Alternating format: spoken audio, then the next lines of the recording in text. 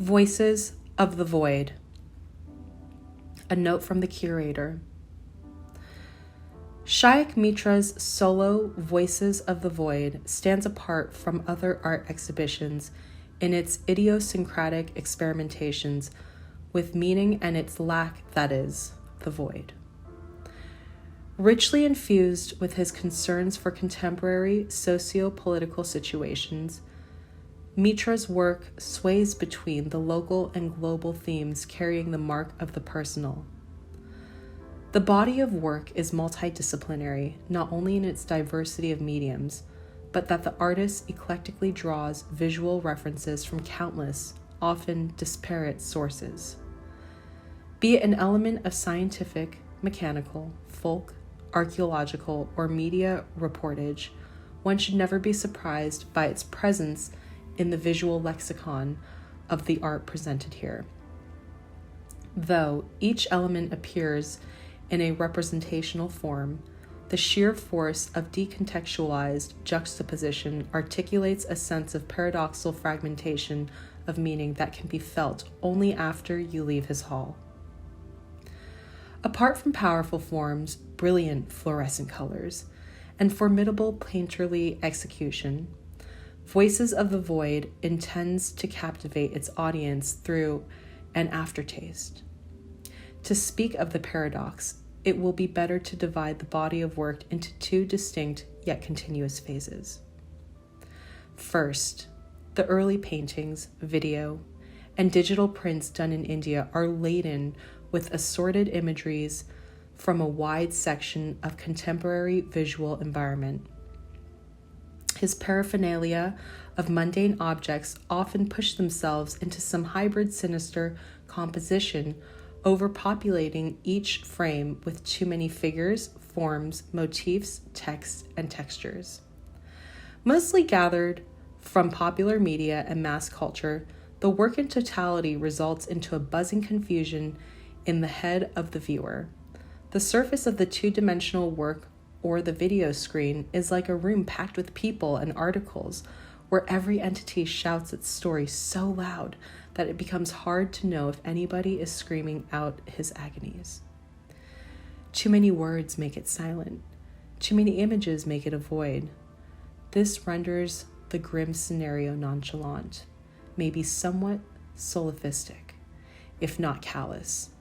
But as you walk away from it, you eventually come to realize the emptiness of the world today that you are a part of. The soullessness of the world inflated with virtual and physical commodities, almost to the point of explosion, makes itself evident in your introspection that the work incites in you.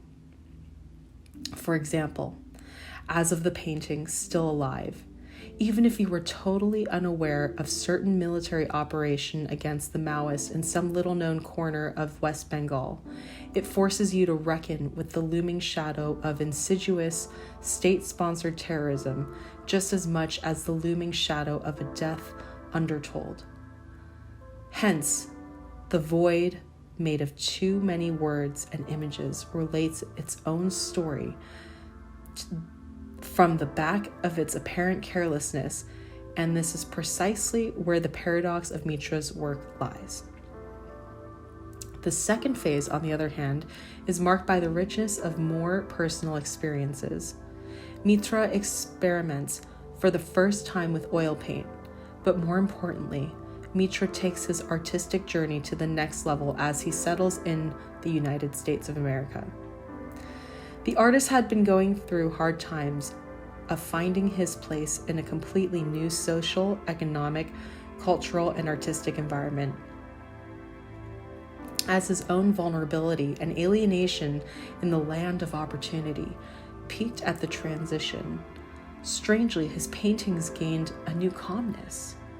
Paintings still continued to use the vocabulary of the popular and the mundane, such as street signs, advertisements, Hollywood films, and so on, but colors became more harmonious and cooler, spaces became more uncluttered, compositions grew more airy, emptiness of contemporary social reality started to infiltrate Mitra's narrative in the clothes of that airiness.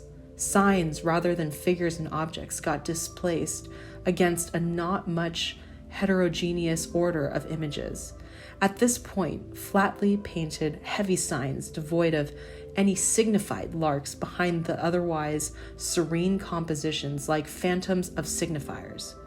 Paintings from this phase resist thought, that is to say, they bring forward a dysfunctional system of language, which in turn mirrors the dysfunction of the socio-economic and political systems. The void takes a new shape, and so does the voice, even though the vocabulary retains its basic content. For instance, take the work titled Manatee. What does the uncanny speech balloon say? It is nothing. The painting seems to play with the questions. What comes first, the signifier or the signified? What lies at the interface between the two? Also, the artist's critical vision becomes more preoccupied with the issues of power, gender, race, migration, and the idea of exotic. Mitra's political understanding is something that works as the greatest force behind his practice throughout his career so far. His expression is political, yet unencumbered of political correctness, and his critique undaunted yet hearty. This solo exhibition, namely Voices of the Void, showcases 21 pieces of Sayak Mitra's art, including one video work. The arrangement and sequence of the artworks are meant to give an idea of Mitra's artistic development through his entire career in a chronological manner. However, thematic and visual comes along with the two aforementioned phases have been given priority to strict chronology.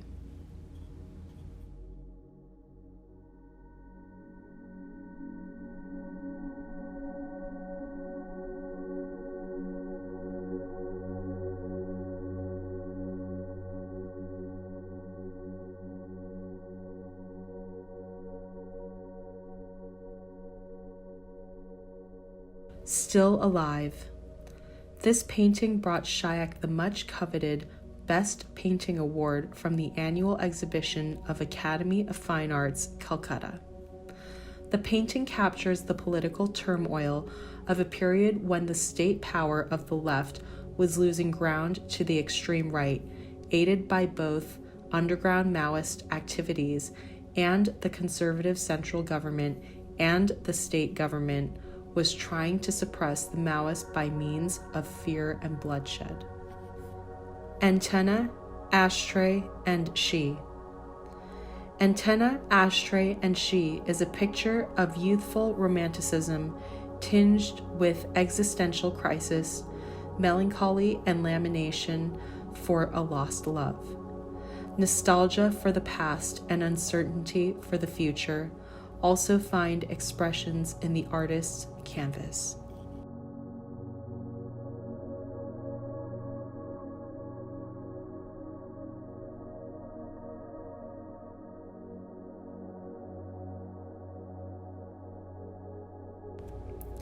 Needle Up. Needle Up speaks of a time of transition when the center of student politics in West-Bengal was shifting from the hegemony of the left to the anarchist right at the cost of even more tyranny and oppression. The text represents the voice and the youth who suffered the consequences of this transition. Untitled.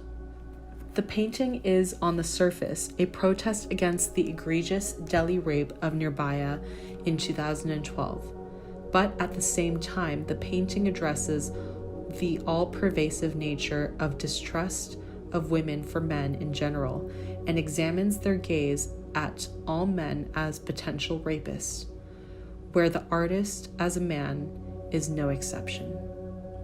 The torso. The torso is a commentary on the ubiquitous presence of female body in the visual environment of commodity culture of the present time.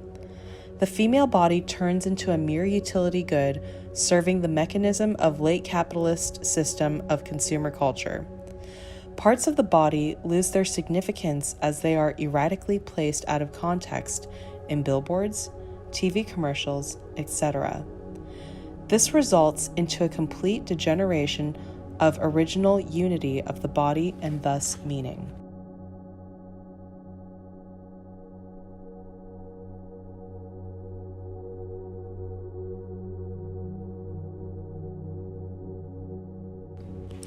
Bengali's SoCal version. Bengali's SoCal version is an interpretation of the image of California populated by comic strip characters, cartoons, and Hollywood films that most middle-class Bengali people bear in their hearts. Four colors.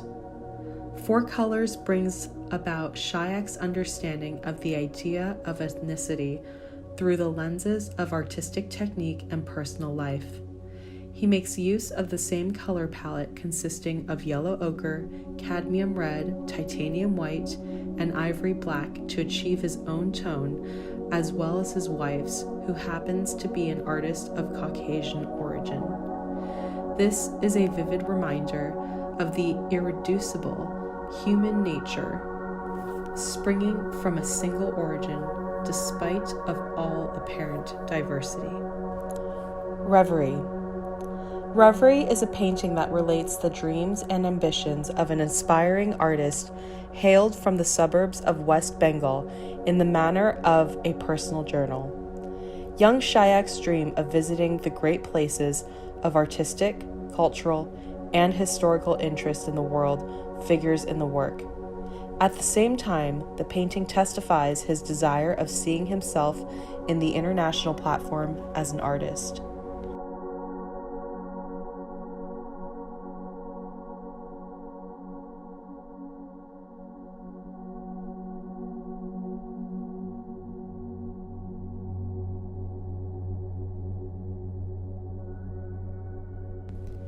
Manatee. In Manatee, Sayak mocks himself as he metaphorically identifies himself with the manatee that peeks out of a coffee mug to look at the enchanting background of Santa Barbara. Sayak's awkwardness, mingled with strangeness in a new environment, animates the painting. Ya Dil Mange More. Ya Dil Mange More is a scathing critique of the ignorant hypocrisy of Americans.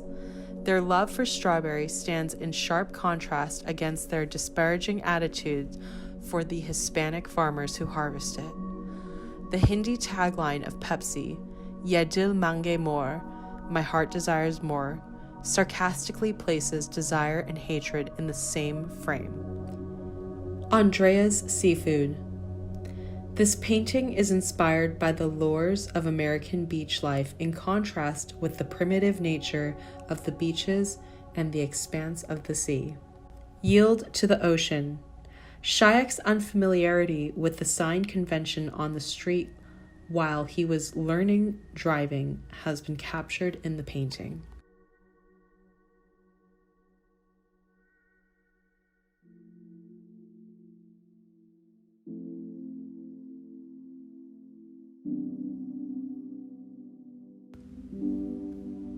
The teacher.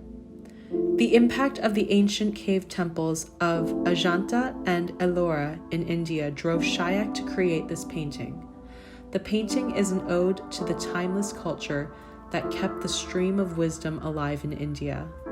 The teacher was meant to be the source that illuminated his disciples, and there seems to be nobody in the history of mankind to symbolize the role of teacher better than Buddha.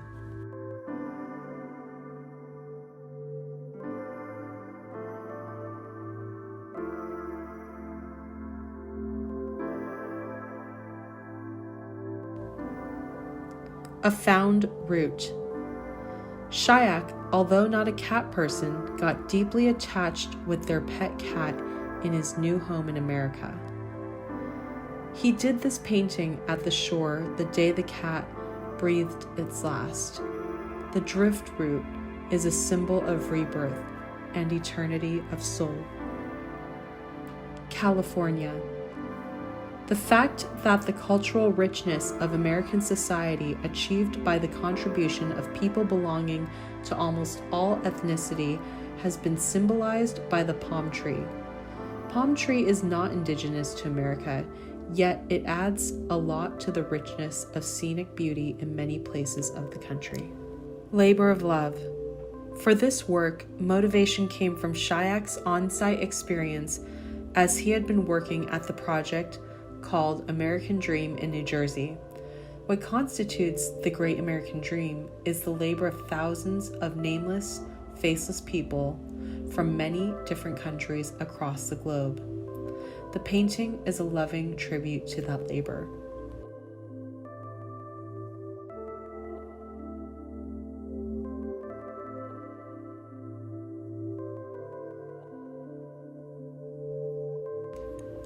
P12 Kol Pinky Pramanik. A hideous assault to a transgender Indian female athlete called Pinky Pramanik triggered Sayak to make this work. Sayak addresses the issue of exploitation of sexually marginalized people through this particular incident. Agonies of Time. Agonies of Time is a series that embodies Sayak's artistic response to the political upheaval in West Bengal in the first decade of the millennium. The bloody conflict between the state power and the Maoists in West Bengal moved the creating being in Sayak too deeply.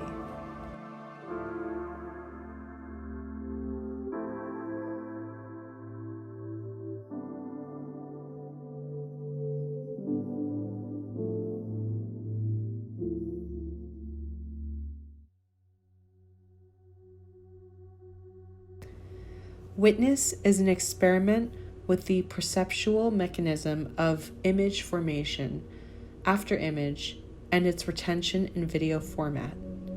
But the work does not limit itself within the boundaries of mere experiment, as it reflects the transient nature of public memory in a time flooded with information and images.